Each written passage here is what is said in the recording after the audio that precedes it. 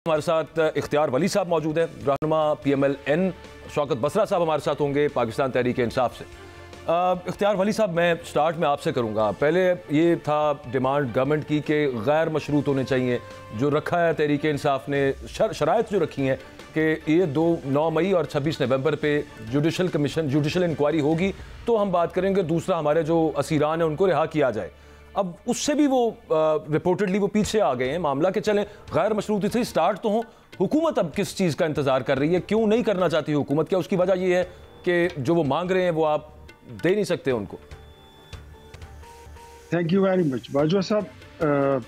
बात ऐसी है कि जब मुज़ाकराती कमेटी बनती है तो वो रब्ता करती है और वो ऑफिशियली ऐलान करते हैं और फिर उसका रब्ता होता है पार्लिमान में या वज़ीर आज़म से या फिर हुकूमती वज़रा से।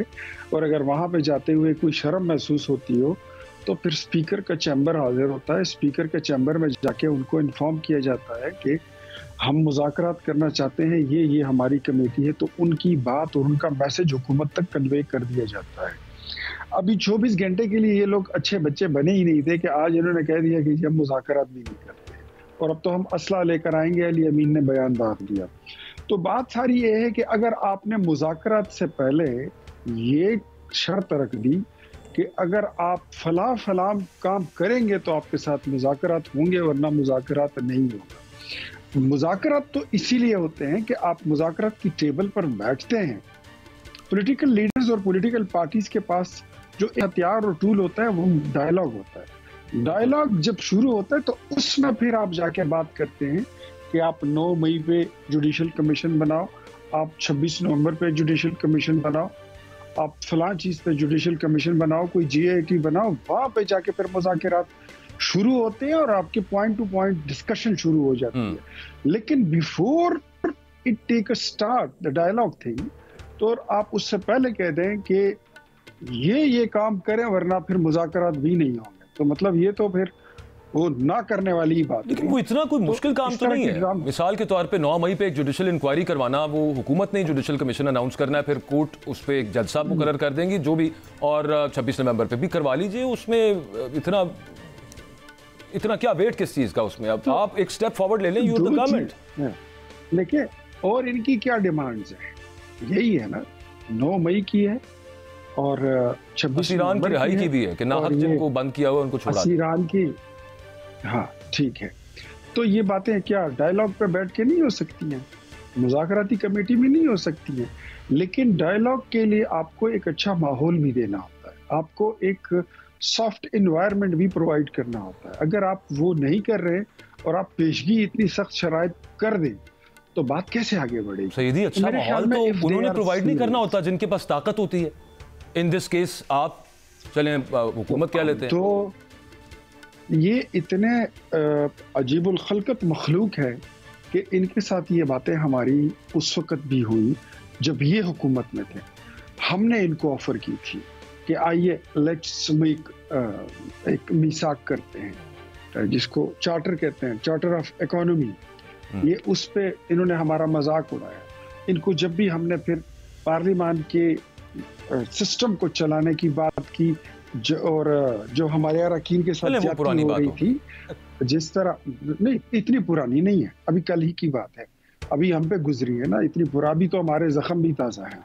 तो इनको जब हमने ये कहा कि राना सनाउल्लाह पे केस गलत बनाया है, आपने एहसन इकबाल को गलत पकड़ा है, आपने साद रफीक को गलत पकड़ा है, तो ये हमारा मजाक उड़ाते थे कि ये NRO मांग रहे हैं। तो ये तो आपको जब हुकूमत में होते हैं तब भी इनका इख्तियार भाई, हम तस्लीम करते हैं आपकी जो गुफ्तगू है वो दुरुस्त है। आपका ये मजाक उड़ाते हैं कि जनाब ये है। सवाल मैं जरा आपसे सीधा सा आसान सा सवाल करना चाहता हूँ। मेरा सवाल किबला आपसे, अच्छा थोड़ा उसको जरा हार्ड कर देता हूँ। फिर मेरा जरा मुश्किल सवाल फिर ये है किबला कि आप एक तरफ वो कहते हैं ना, आप गिरे बांधते जा रहे हैं, कभी कोई पर्चा दे दिया, कभी रेंजर का दे दिया, कभी पुलिस का दे दिया, कभी कोई दे दिया, और साथ मुज़ाकरात की बात करते हैं। जबकि अगर आप PTI की तरफ देखें ये अब आसान हो गया, जब जरा PTI की तरफ देखें तो वो हमेशा डू मोर की बात करते हैं कि पहले ये 2 मुतालबात करो। मुझे तो आसान ज़बान में ये समझा दे पाकिस्तानी अवाम को कि भाई ये मुज़ाकरात कोई मजाक हो रहा है, इस मुल्क में होने क्या जा रहा है? आप क्या देख रहे हैं? सीनियर पॉलिटिशियन है आप, मुझे तो आसान जबान में समझा दे। भट्ट साहब, आसान अल्फाज ये है कि हुकूमत अपनी जिम्मेदारियों से बिल्कुल आगाह है, लेकिन इनके पास जो हुजम है पार्लियामेंट में, ये अपनी जिम्मेदारी का एहसास नहीं कर रहे। आप क्या समझते हैं कि पुलिस का बंदा अगर मर जाए तो FIR ना कटे? आप क्या समझते हैं, या ये लोग क्या समझते हैं कि रेंजर के 4 जवानों पर गाड़ी ऊपर से चढ़ा के उनको कत्ल कर दो और उस पर FIR ना कटे? व्हाट डू यू थिंक कि इनको लाइसेंस टू किल दे दें? इनको लोगों को मारने का लाइसेंस मिलना चाहिए। और इनका कौन सा मार्च है? इनकी तो हिस्ट्री बन चुकी है। जेल में बैठ के आप पास्ट में इमरान खान साहब जेल में बैठ के उसकी प्लानिंग कैसे कर रहे थे, और फिर उन्होंने बाहर वो इंप्लीमेंट करवा दिया। 302 की दफा लगा दी है, 324 भी लग सकती थी कत्ल बेसबब, मिसाल के तौर पे। लेकिन मुझे नहीं, आप बताइए ये क्या ये बाहर करने वाले ये लोग हैं जो कर रहे हैं? इनको डायरेक्शन वहां से नहीं मिलती, अडियाला जेल से नहीं मिलती। अडियाला जेल से इनको यही नहीं कहा जाता कि आप जो मर्जी है इंतशार कर दो। मैं शौकत बसरा साहब रिस्पॉन्ड कर देते हैं। मैं तो समझता हूँ आपने काफी जो बातें की, वो जाहिर है कि वो वही रिस्पॉन्ड करेंगे ना जिनके बारे में आप इससे कबल के हम शौकत बसरा साहब से यही बात पूछना चाह रहे हैं। आप सिर्फ 2 हमें ये बातें क्लियर कर दें कि भाई होने क्या जा रहा है। मुज़ाकरात वाली बात जो मैंने आपसे पूछी है कि क्या आवाम को बेवकूफ बनाया जा रहा है? नहीं, ये मुज़ाकरात अगर ये सीरियस है तो इनकी कमेटी को जाना चाहिए पार्लियामेंट में, अपने कोलीग से बैठ के बात शुरू करें। वरना अगर उनके साथ नहीं बैठते हैं तो स्पीकर चैम्बर में चले जाएं। मेरे ख्याल में विद इन नो टाइम इनके मुज़ाकरात। सही शौकत बसरा साहब, आगे बढ़ना है, चलाना है, मतलब आगे निज़ाम फंसा हुआ है मुल्क, और पिछले 2-2.5 साल से एक जगह पे फंसा हुआ है। If I may put it this way, मेरे ख्याल में तो कोई पेशरफ नहीं है, बल्कि ऐसे लगता है जैसे रिग्रेसिव मोड पे है सियासत मुल्क की जो है। तो वो ये कह रहे हैं, मैं तो उनसे अर्ज कर चुका कि हुकूमत है, आपको एक कदम आगे जाना चाहिए। वो कहते हैं कि आपने कमेटी बनाई है तो बना के अनाउंस कर दी, हमसे मिले तो सही आके। बाजवा साहब और भट्ट साहब, दोनों भाइयों को सबसे पहले तो मैं ये गुजारिश करना चाहता हूँ, जो झूठ बोले उस पर अल्लाह की 100 बार नहीं 1000 बार लानत। अच्छा, अब दूसरी बात यह है कि जहां तक आप मुज़ाकरात की बात कर रहे हैं, देखिए आप दोस्त थे जो अहले दानिश थे, जो सहाफ़ी भाई थे हमारे, जो पॉलिटिशियंस थे, कहते थे कि आप इन लोगों से मुज़ाकरात क्यों नहीं करते। हम आपको बार बार कहते थे कि ये बेचारे पपट्स हैं, ये कठपुतलियां हैं, ये फार्म 47 के नमूने हैं, लेकिन इसके बावजूद हमने इनसे मुज़ाकरात को इनिशिएट किया। अब मैं आपको ताज़ा तरीन सूरत बता देता हूँ जी। स्पीकर साहब के साथ हमारी मुलाकात हुई, हमने उनसे कहा कि हमारे मुतालबात यही हैं, 1 साल हो गया हमारी एप्लीकेशन पड़ी है, उसके ऊपर आप जुडिशल कमीशन बना दें सुप्रीम कोर्ट के 3 सीनियर जजेस की सरबराही में। सुन लें, हमने कल इलाका मजिस्ट्रेट में अपनी एक जो इस्तगासा उसके कहते हैं वो हमने दायर कर दिया है। साथ हमने एप्लीकेशन दी है कि हमें वो CCTV फुटेज फराहम की जाए जो। यार शौकत भाई क्या बातें कर रहे हैं आप इस्तगासा की, इतनी और क्या बातें कर रहे हैं। इस वक्त आज तारीख 14 दिसंबर है शौकत भाई। 14 दिसंबर का मतलब क्या है? डेट खत्म हो गई है। कल सिविल नाफरमानी की तहरीक जो है वो इमरान खान ने कॉल की हुई है, तो मुल्क का घड़ा। इसका जवाब दें आप इस्तगासा को। भट्ट साहब, इसका प्लीज, इसका बहुत अच्छा सवाल है आपका। मैं पहले आपको ये बता दूं कि हमने साथ एप्लीकेशन जो भी बात की ना इख्तियार वली साहब ने, हमने बाकायदा एप्लीकेशन दी है कि हमें CCTV फुटेज दी जाए पॉलीक्लिनिक हॉस्पिटल की, पिम्स हॉस्पिटल की, और इसी तरह हमें जो सेफ सिटी कैमरास हैं उनकी वीडियोस फराहम की जाए, ताकि दूध का दूध पानी का पानी हो जाए। जहां तक सिविल नाफरमानी की तहरीक है, इनके पास 2 दिन बाकी और हैं।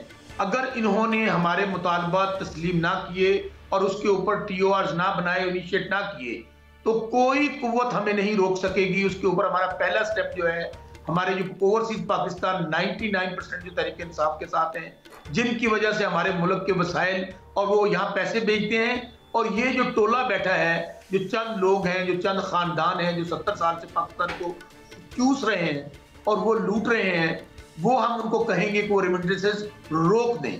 और आप देख लें 2 दिन बाद हम इस पर अमल पैरा होने जा रहे हैं। बिल्कुल ठीक है। आखिरी क्वेश्चन सिर्फ इख्तियार वली साहब इसको जरा रिस्पॉन्ड कर दें। ये फिर अगेन ये कोई इतनी नाजायज डिमांड नहीं है जो शौकत बसरा साहब कर रहे हैं कि पिम्स हॉस्पिटल की, पॉलीक्लिनिक हॉस्पिटल की, जहां पर इंजर्ड गए उस वक्त की सीसीटीवी फुटेज होगी, वो दे दें, क्लियर कर दें मामले को। सेफ सिटी कैमरास भी, सेफ सिटी कैमरास भी। देखिए ये इनके पास इनका ये राइट बनता है कि इनको मिले, लेकिन इनसे सवाल ये पूछना है कि जो बर्डन आप हमारे इधर डालना चाहते हो, आपके पास तो पेशावर से लेकर डी चौक के एक मिनट सर उनको छोड़े ना, देखें जो सरकारी इंस्टॉलेशंस की, सेफ सिटी कैमरास की और अस्पतालों की जो फुटेज है वो उनके पास तो नहीं है। मांग रहे हैं, क्लियर करें बात को, आप उनको पता भी चले कि कोई आप बहुतान लगा रहे थे, ये ले फुटेज देख लें आप।